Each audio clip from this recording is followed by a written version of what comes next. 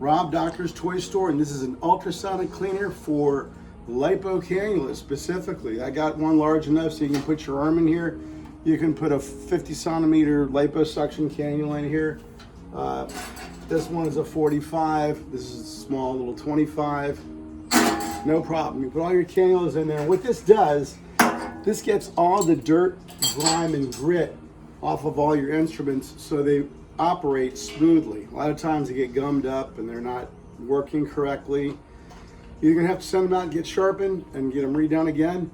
But if you consistently use an ultrasonic cleaner, which is really a must for all of your good instruments, and after you sterilize is when before you sterilize is when you want to use your ultrasonic cleaner. It just cleans everything off. So over the course of time, it's really going to prevent and save your instruments from rusting, from getting gritty and just moving not as originally ordered.